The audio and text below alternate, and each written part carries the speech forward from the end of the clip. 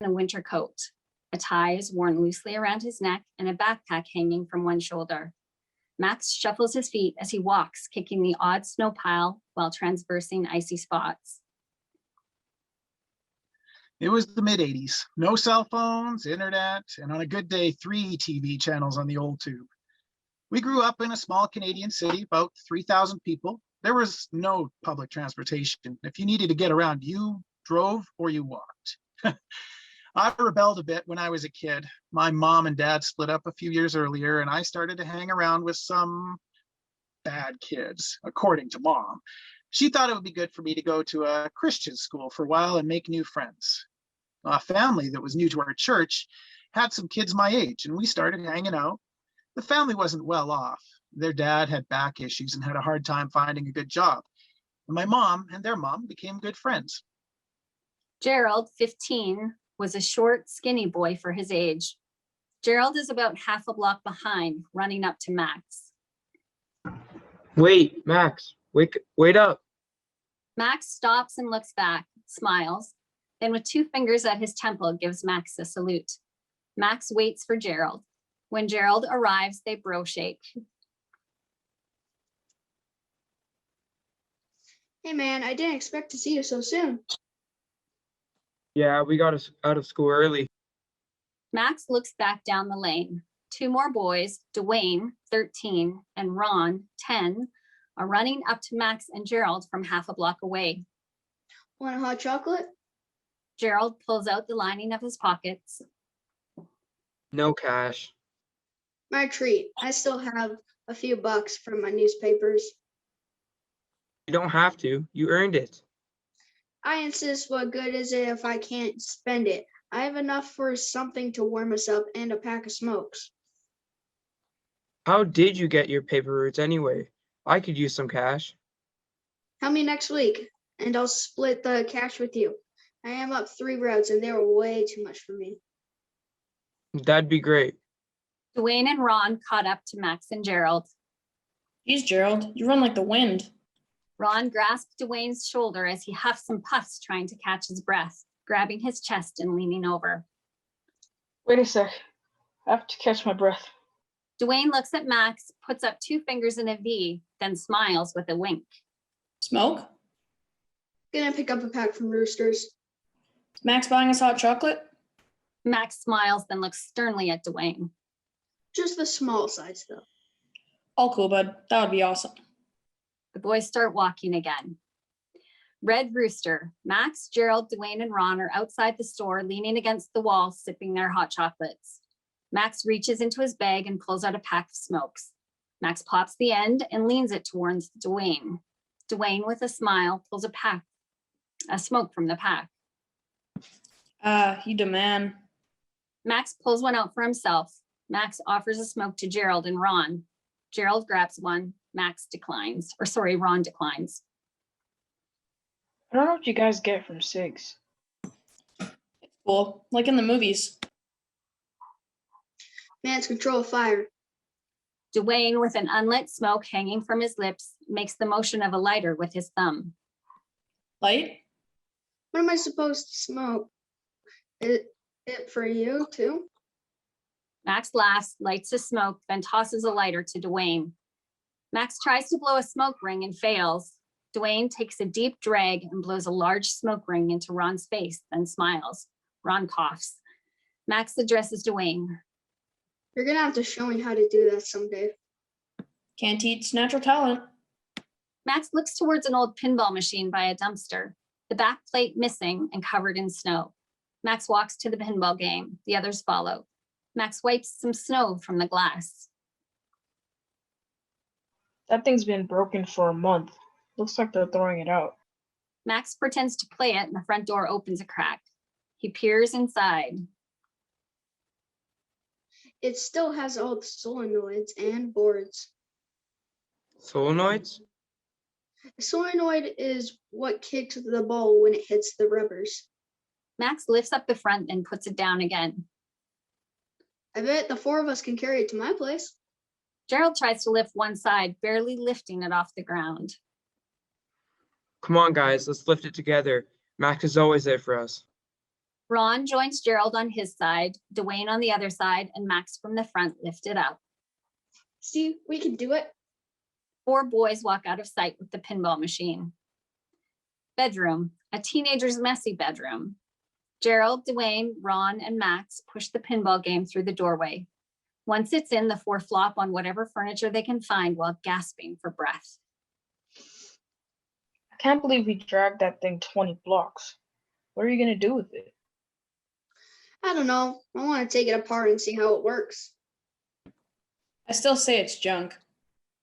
Max pulls the smoke pack from his backpack, stands on a chair, removes a false ceiling tile, and places it in the ceiling. The other boys look at him strangely. What? If I leave them in my bag, Mom will find them. Pretty stupid hiding spot. Out of sight, out of mind.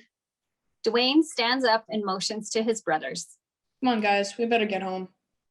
Thanks for the help, guys. You rock. I'll come back after supper and work on it with you. That would be cool. The boys leave. A rural street. Max pulls a toboggan with stacks of newspapers in it. Gerald is beside him with a large canvas bag over his shoulder. I was in a unique spot. Papers were printed and delivered on Wednesdays. My school had a teachers' meeting every Wednesday, so I got out early. First, I would go to the print factory and work as an inserter. Basically, they would stack the sections in rows. I would dip my fingers in a sticky liquid and insert one section into another until I had a stack of all the sections together. And once I spent a couple of hours at that, I would load papers on a sled or a wagon for my routes. Max stops, picks up 20 newspapers, and loads them into Gerald's bag. Gerald almost falls over and then struggles to lift the bag. Max pulls half from the bag. Gerald readjusts on his shoulder, and then Max points to one side of the street. That's better. Deliver these, then come back for more. I'll do this side. Got it, boss. Gerald salutes Max, then heads across the street. The boys deliver papers until the toboggan is empty. It's dark and the street lights are on. What now? Now we head home. Max reaches in his pocket and pulls out some money and gives it to Gerald. Here's your half. Cool. Yep. 3 paper routes, 70.50 a route. Your half is 11.25. Can I help you next week? Sure. Let's get a soda. There's a shop around the corner. I need to grab a pack of smokes. My mom found my last pack. Did you get in trouble? Nope, she didn't say a word. How did you know she found them? Max reaches into his pocket and pulls a smoke from the pack. He gives it to Gerald. Here, like this. Gerald tries to light it and breathes in. Nothing happens. He takes a deeper drag. Still nothing. Max laughs while Gerald looks perplexed at the smoke. Your brother was right about my hiding spot. Mom found him and took a pin to all my smokes, then put them back. Yep, that's your mom. Max rolls his eyes. Gerald reaches into his pocket and pulls out a smoke pack. Here, have one of mine. You never have smokes. Where did you get these? Turns out my skinny arms are finally good for something. I can reach into the smoke dispenser at school and grab packs from the back. Your school has a dispenser? Yeah, not your ordinary school. It's cool though. This school teaches us trades like woodworking and mechanics. I heard a lot of troubled kids go there. Is it rough? Nah, there are a few rotten apples, but most of them are just slow learners like me. Besides, if I give the bad kids smokes, they'll leave me alone. You should come to my school next year. Ha, I wish. My family can't afford it. Come on, sodas are on me today. Gerald and Max start walking away.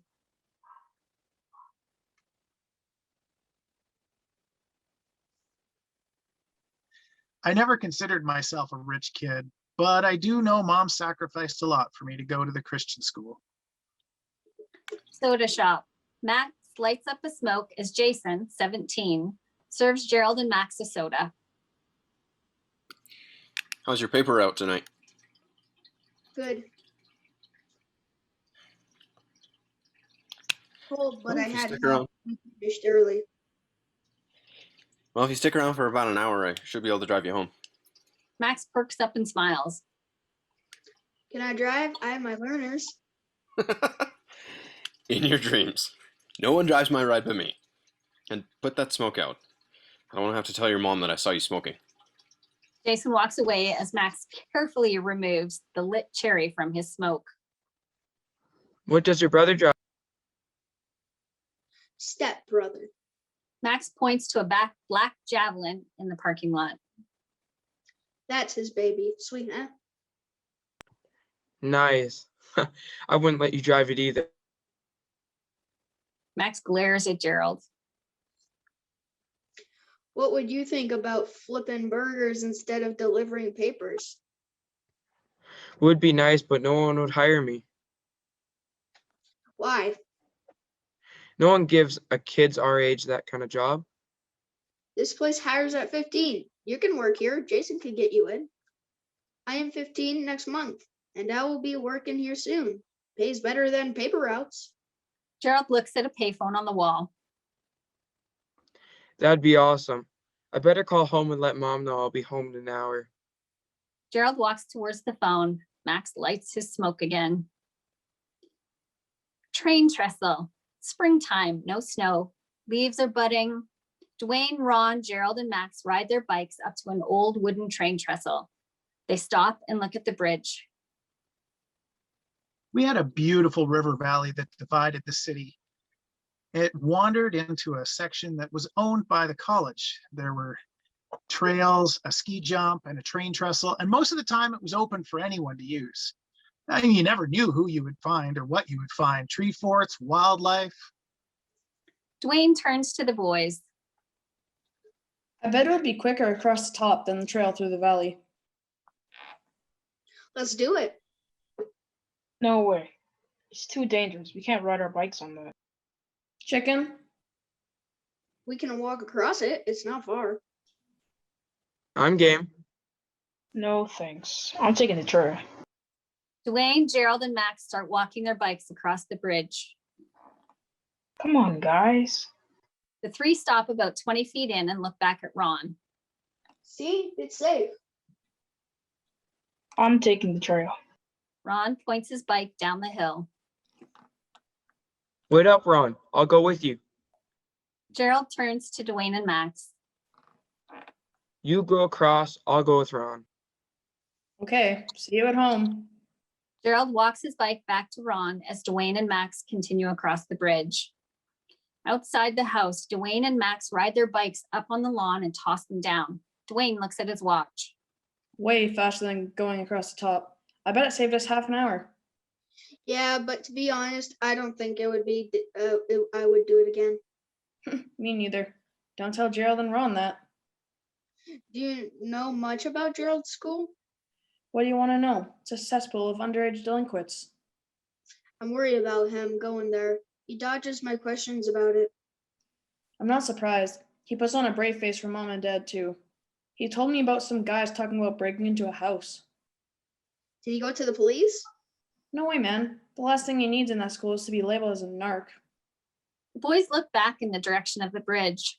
Dark smoke can be seen in the distance. Looks like a fire. Can't be far. Want to check it out?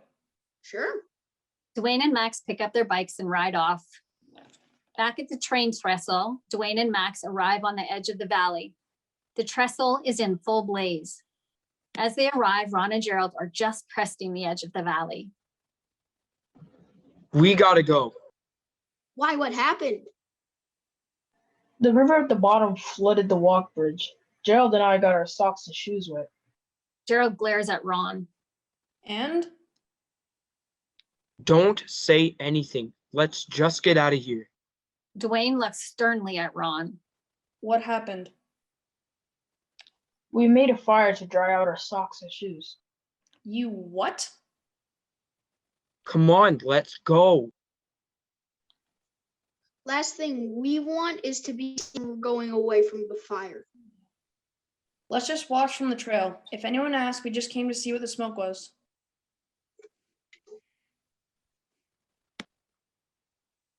In a city like ours, a fire was a public event, and everyone that had some time would come and watch. We watched the fire engines, got close to each other, but it looked like they couldn't quite reach the bridge. People were starting to gather in the river valley and on the valley banks. A low humming noise comes in from the north. Look, a plane. A large, low-flying plane flies over the crowd and follows the valley to the bridge. A water bomber! People in the valley ran for cover. The plane drops its load and nails the bridge dead on. People cheer. That plane departed as fast as it appeared. Now can we get out of here? Yeah, it's almost supper anyway. The boys mount their bikes and ride from the scene. As far as I know, none of us ever spoke about what really happened to at the bridge to anyone. Here's hoping that the statute of limitations is expired for accidentally setting fire to a train trestle. Fast food kitchen. Max is at the grill. Jason, the good brother he is, got both Gerald and I jobs at the soda shop. A timer beeps and Max pushes a button and flips the patties. He reaches for a seasoning dispenser as Gerald walks in and bumps into Jason. Gerald looks like he was in a fight. You're running late. Yeah, I got hung up at school. You okay? I'm fine. As Max shakes seasoning on the patties, he looks at Gerald. Did you get into a fight? It's nothing. I'll just get cleaned up quick. We're falling behind. Sure thing, boss. Gerald salutes Jason and heads down a hallway. Jason addresses Max. I'll handle the till. You work with Gerald. He looks like he could use a friend tonight. You got it. So, is something going on with Gerald? Some guys are leaning on at him at school. Well, if he needs some help, just let me know. Okay, I will. Bedroom at nighttime. Max is on his bed. Wire is strewn everywhere. The pinball machine is now sitting on its back against a wall, completely gutted. Clothes are hanging from netting inside. There's a knock on the door. What? Are you Joyce's decent? voice is heard. Are you decent? Yeah, come in, Mom. Mom enters the room. She carries in a basket of clean clothes. Joyce looks at the messy room. Good Lord, what a mess. It's temporary. What are you working on? I found out how to launch cars with the parts from the pinball machine. Check this out. Max picks up 2 wires and a large 6-volt flashlight battery. He taps the wires to the battery and a matchbox car launches from an empty paper towel tube and whizzes by Joyce, hitting a wall. Joyce, startled, drops the basket. Oh my. Oops, still getting the kinks out. Max picks up an electronics book and opens it. Joyce picks up the basket and puts it on a dresser. I've been learning a lot about the components and what they can do. That's good. Can we talk for a bit? Max puts down the book. He grabs a pile of clothes from a chair. He tosses them at the top of the pinball box and they fall into the netting. Joyce carefully steps over the mess and sits on the chair. Is Gerald okay? I was talking to his mom today and she says he's getting into fights at school. I don't know. And I know you don't go to his school, but do you know anything about it? Max starts rolling up the wire on his bed. It's the worst school in town. I know he got into a fight, but he won't talk about it. You two aren't getting into trouble. Nah, nothing like that. I'm sure it's nothing. He says he can handle it. Just to be sure, Jason is going to pick him up from school for a while. He would like that. Gerald loves the javelin. Joyce stands up and carefully steps through the mess. Well, if you hear anything, let me know. And clean up your room a bit. I will. Joyce leaves. Max loads another car in the tube and shoots it across the room. shatters the glass in a picture frame on the wall. I heard that. Fast food kitchen. Max is working the grill. The timer beeps as he presses the button and flips the patties. Jason approaches Max. Have you seen Gerald today? Sure, he walked with me to school. So he wasn't sick or anything? No, why? Well, I went to pick him up, and he didn't show. I'll try calling his parents. Jason goes to the office. He picks up the phone. Max tosses some more patties on the grill and starts the timer as he tries to listen to Jason's conversation. No, I went to go pick him up, but he didn't show. So he isn't there with you? What happened at school?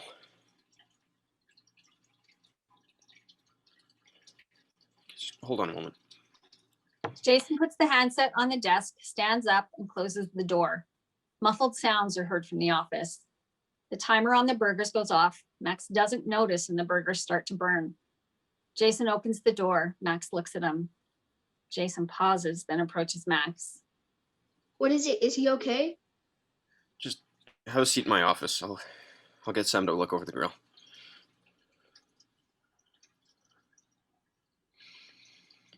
What happened? Just take a seat. I'll be right back. Max sits in the office. Jason cancels the timers and scrapes the patties from the grill. Jason motions to another worker, then heads back to the office. He closes the door slowly. Inside the office, What is it? What's going on? I don't know how to say this. What? Gerald had an accident at school today. An accident? He's all right though.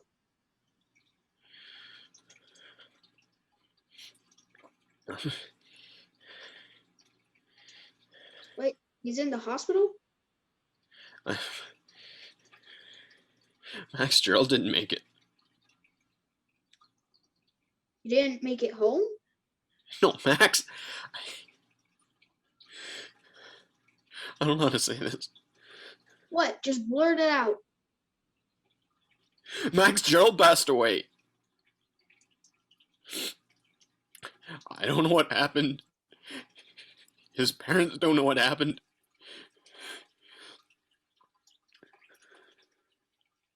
No, he's fine. I saw him this morning. He is fine. Max, just stay here. I gotta take care of something. Just stay here. You can stay here as long as you need. Jason stands up, goes to leave, and composes himself again. He looks at Jason. Max looks at Jason for a moment. I'm so sorry, Max. Max just stares back in disbelief. Jason looks at the door and exits. Fast food kitchen. Jason is talking to some of the staff as Max slips out of the office and exits down a hallway. Look, I know this is a shock to us all, and I don't have any details to give you, but Max is in my office right now. He's gonna be there till his mom picks him up. Just nobody approach him right now. Please continue working as if everything's normal. Locker room. Max enters. He pauses and looks at a locker. He unlocks the one beside it and starts to change his clothes. After he's changed, he tosses his uniform into the locker. He sits on the bench and places his head in his hands as he looks at the floor. Max kicks the lockers hard. Then he gets up and punches his locker. And he sits back down. Slowly lifts his head and looks at the locker beside his again. He gets up and rotates the locker dial. He opens it slowly. Very neatly placed is Gerald's shined shoes at the bottom. His uniform is perfectly folded with his name tag carefully placed on top. Fade out. Front door. A doorbell rings. Joyce opens the door. 2 police officers are there. Hi, ma'am. We're here to talk to Max about Gerald. Joyce opens the door wide. Certainly, we've been expecting your visit. Come in, I'll get Max. Joyce leaves as the officers enter. Max, the police are here to talk to you. The dining room. One policeman is sitting at the table, the other standing nearby. Can I get you anything to drink? Coffee, tea? Coffee would be great. Yes, coffee. Thank you, ma'am. Max enters the dining area. He pauses and looks at the officers, then at his mom. I knew the officers. They were my hockey coaches a couple of years ago. The last time I saw them, I had taken my stepfather's watch, and Mom had called them to set things straight, maybe put a little fear of God in me. The one thing about a small city is everyone knows everyone in some way. Joyce serves the officers. Sit down at the table, Max. Max sits down across the table from the officer. Joyce places a milk glass in front of Max and a tray of sliced banana bread in the center of the table. Before we get started, I just want to say I'm sorry for your loss. Thank you. It is quite a shock. We have a few questions about the day in question and any events you can think of leading up to today. An officer places a recorder on the table. I hope you don't mind. We would like to record the meeting. Yeah, I would hate to forget anything important to the case. Oh, go ahead. Banana bread? I just baked it this morning. Do you know what happened? I mean, how he died? No one is telling us anything.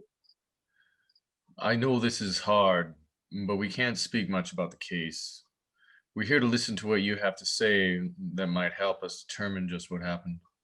The officer's questions fade out. I don't remember much of what they asked or what they said. I do remember my mind drifting off to the good times that Gerald and I had had. Bedroom. Max's bedroom is spick and span clean, nothing out of place. Max is reading an electronics book. The phone rings. Hello? Max pauses as he listens. Just stay there. I will be there as soon as I can. Max slams the phone down, jumps up, and runs out of the room. Cut to the bedroom. Max's bedroom door flies open and hits the wall. Max helps Dwayne into the room. Dwayne is badly beaten and bruised, blood dripping from a drenched cloth he's holding to his forehead. Max seats Dwayne in a chair. Hold on. I think we have a first aid kit somewhere. I'll be right back. Max leaves the room quickly. Dwayne struggles to sit upright in the chair. He pulls the cloth from his face. Blood flows down into his eye. Max enters again, sits on the bed, and opens a small med kit. He pulls out a string of bandages, then looks at Dwayne. Yeah, that won't work. Max dumps the contents of the container on the bed. He grabs a tensor wrap.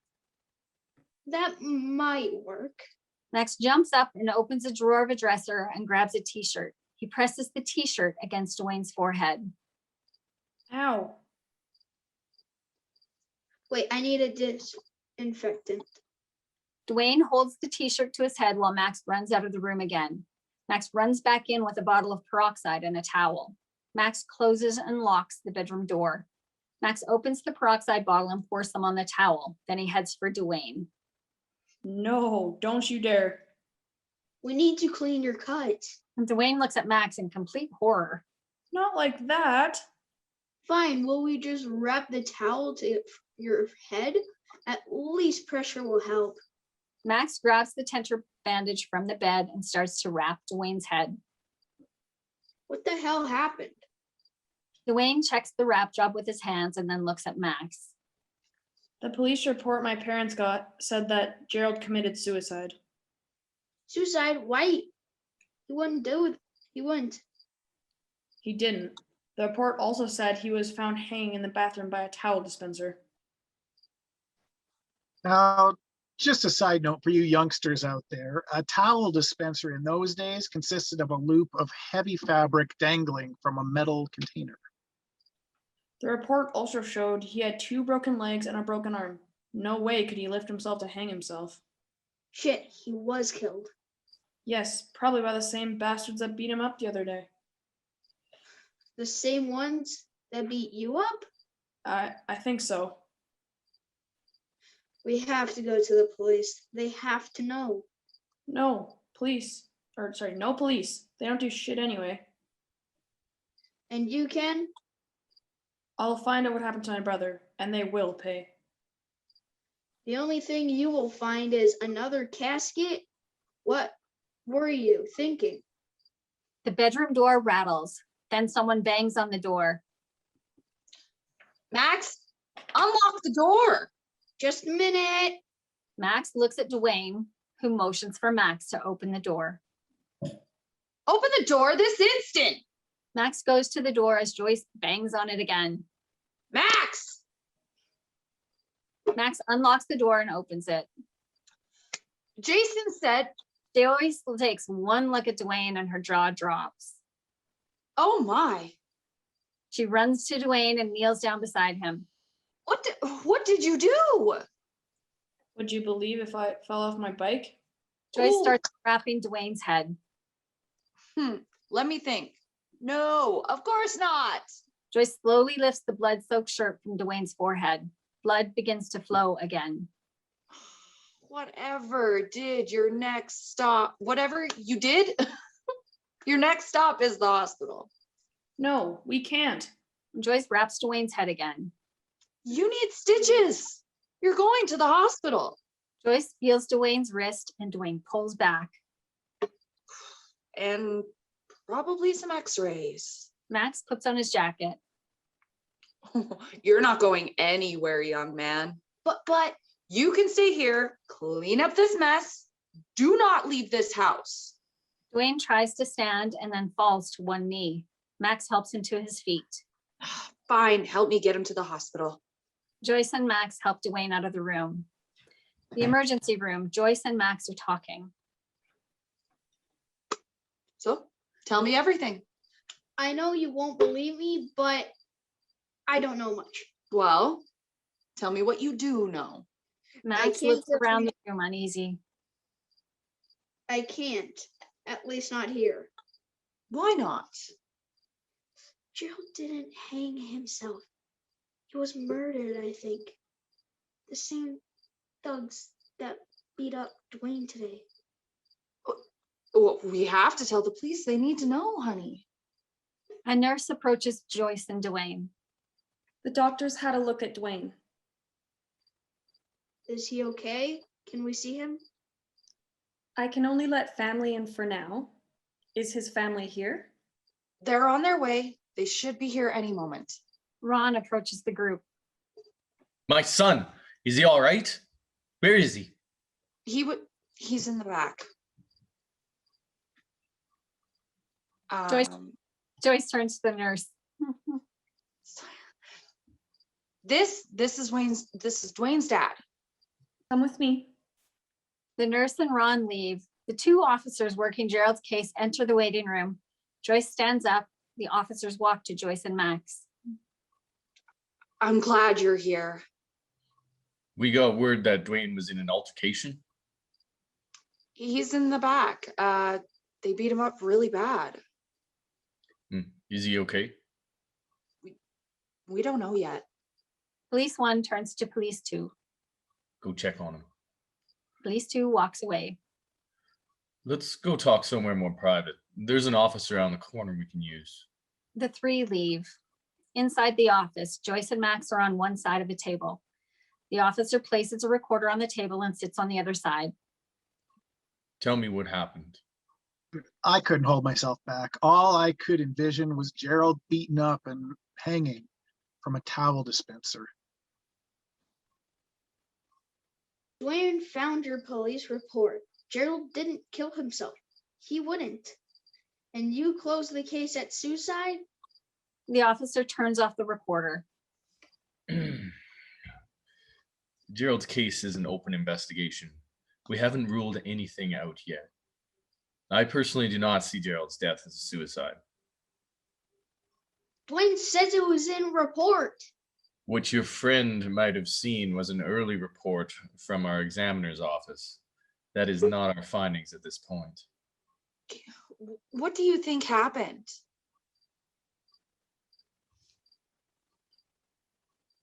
The officer sits back at his chair and pauses for a moment. I can't tell you this officially, but we think Gerald got caught wind of some break and enters in the area. We picked up some suspects just before Gerald was killed. It's our belief that the people in question thought that Gerald was an informant. Is Dwayne in danger? Is my son in danger? As long as they don't go asking too many questions in the wrong places, I don't think they are. Is that what happened to Dwayne? We think so. We believe that Dwayne went to Gerald's school and was asking questions. And I've already told you more than I should. My advice is to let us handle this. We'll get to the bottom of it in a safe way. There's a knock on the door. Officer 1 lets Officer 2 into the room. How is he? He'll be okay. 15 stitches and a broken arm, maybe some damage to his ribs. We'll talk with him later. The officers turn to Max and Joyce. Okay, let's get started. The officer hits record on the recorder. Let's start with what happened today. Joyce nods to Max. Dwayne called me at home this afternoon. Max's words trail off. Funeral viewing. Gerald is in a casket. People take turns visiting it. The funeral was postponed for over a month. In that time, Dwayne got over most of his superficial injuries from the beating that he took. This was my first viewing. I had never seen a dead body before. Joyce thing I- escorts Max to the casket. They pause for a brief time. One thing I did know after seeing Gerald in that casket, he was not here anymore. Never will be. Joyce and Max sit on a bench. Max starts to weep uncontrollably. Joyce pulls him to her, consoling him. I didn't realize until that moment that I'd not cried for Gerald since his death. Dazed, confused, even angry at times, but I'd never cried. Max breaks his mother's grasp and rushes for the door in a teary stumble. For the safety of our families, Dwayne and I promised that we would let the police investigate what they could. I knew Dwayne could not let it go, and through the years it tormented him. Dwayne sometimes used drugs and alcohol to deal with his pain. I had my own issues with substance abuse for many years, so I can relate. I was lucky to find a different purpose for my life, but that year still haunts me. I always wonder, could I have told someone earlier? Would Gerald be around today if I had? All the memories of that year came flooding back when I found out that Dwayne had lost his life under suspicious circumstances about 30 years later. Graveyard. Casket is lowering into the earth. I don't remember most of Gerald's funeral. I'm guessing I was in some sort of trance when it was happening and blocked it out. Fast food kitchen. Max is at the grill. Timers are dinging and patties shriveling to a crisp as Max daydreams. I did try to go back to flipping burgers a couple of months later, but after burning a few more batches of patties, I knew I couldn't stay. Locker room. Max is sitting on the bench looking at Gerald's locker. When I changed for the last time, I paused at Gerald's old locker. The company, they spot welded the door shut and then placed a small gold plate with the inscription in memory of Gerald Suvi. Fade out. Credits. During the credits, pictures of the boys show on the sides while running. And at the end, in large words, in the loving memory of Gerald Suve and Dwayne Suve. Fade to black.